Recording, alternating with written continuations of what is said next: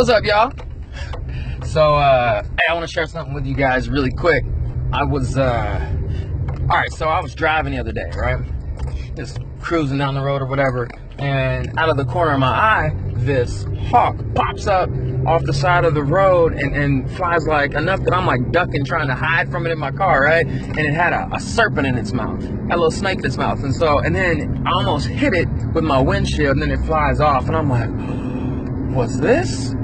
So if you've ever read the book The Alchemist, you know what I'm talking about, right? So the main character's like, it's like the language of the universe or whatever he says, of the world. It's talking to you, right? And there's all these signs, you just gotta listen. So anyhow, I was like, what's the universe saying to me? I've never seen anything like this in my life. So anyway, so I've been stewing on that for a minute, right? But anyway, so I'm gonna try to link this up for you, but hear me out. So I wanna talk to you guys about options. Okay, so in any given scenario, the person with the most options wins, right? So the most choice means you win. If you have the ability to make different choices than the other person, then the outcome will be your choice rather than theirs, typically. Okay, so the person with the most options wins. Now, there's a couple types of options. There are external and internal options. First, external options are the ones that we're most familiar with, right?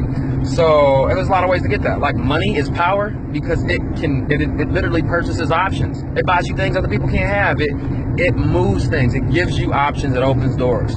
That's what options are, right? The ability to choose from different things. Money, education opens doors that another person may not be able to go through. So you have more options externally when you're educated, right? Relationships, your network, all those things give you options, right? They're ways for you to make choices that maybe another person doesn't have. So those are external options. They're very important in life, right? However, I think what we most often neglect are the internal options that we have. And those are the true source of our personal power and flexibility in relationships. Now, think of somebody you know that is incredibly rigid, small-minded, and has a narrow perspective on life, right? I know one person like this in particular, and this individual has a really hard time with humans, and humans have a really hard time with this person, okay? And the reason is what happens is people become so narrow-minded and fearful almost of being wrong or incorrect or just less than or inadequate, that they grasp onto these few and subtle truths, or not even subtle, just these few truths that they can get, that they can comprehend, and they hold so tight on them, and they build this personality around this rigidity, and it spills over into everything they do, all their practices, the way they perform their job. And it is stifling, and it's stifling to be around these people. And now that is the one extreme. The other extreme is options, right? Like someone who recognizes they're really open and they're uplifting to be around. But let me talk to you about acquiring internal options. So when it comes to internal options, there's a couple limiting factors, if you will, or key points, right?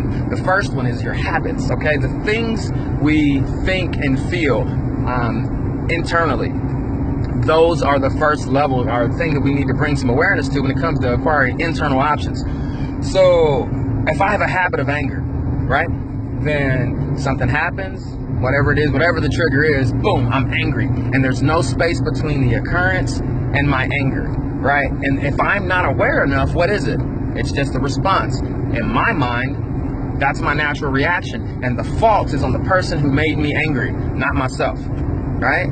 So the first step in acquiring internal options is you got to make some space between that anger and the event, right? And that requires conscious light, right? You've got to, I say that because consciousness is like a flashlight.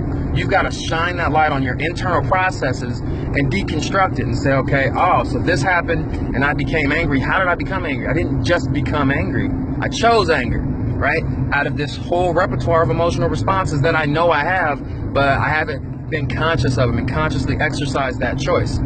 Okay, so the first thing we have to do is start to get aware of how we respond, how we habitually respond in situations, and then we already have opened that door to choice. We now have choices about how we internally deal with situations, and those are indeed real options. Okay, so that's one. We've got to deal with our habits and our unconscious behaviors. Shine light on those, boom, and then we can move forward with more choices and more options, okay?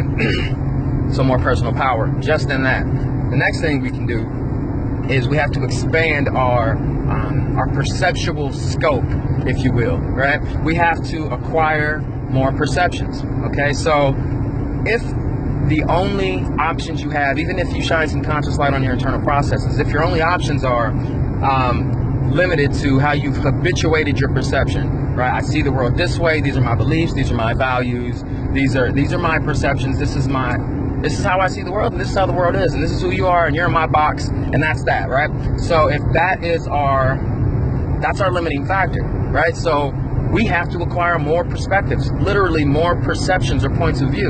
You know, looking at any given structure, item, or scenario, there's literally 360 degrees. There's a circle of perception around them, right? An infinite number of viewpoints to view a scenario from, or situation, or person, or anything. Okay, so the more of those we acquire, the more accurately the world is represented in our mind. My belief, right? And the more options, more ways that I can choose to respond or to engage with that particular event, person, or anything. Okay, so we have to acquire perspective and perceptual scope. We have to broaden that. So we need to see the world through the eyes of the poor man, the rich man, you know, the female, the child, the adult, the elderly, the sick, the healthy, everything, the blind, the deaf. You know, we have to see the world in as many ways as it can be seen, right? And in doing so, we acquire more options, right? So you've got to be the hawk with this broad, huge perspective and can see the whole earth, and you've got to be the serpent living in the shoes of the person you're viewing, right? You got to be the hawk and the serpent. That's tight. Anyway, so to bring that all back together, my whole point is get your money up, get your external options, get your education, make those choices in the world daily, day in, day out. Do not neglect to exercise that particular brand of personal power. However, also choose internally. Develop that conscious light inside so that you can focus, you can see inside your own mind, and you can make decisions. You now have choices on how you engage and interact, and then expand your perceptual scope. All right, get out of shot.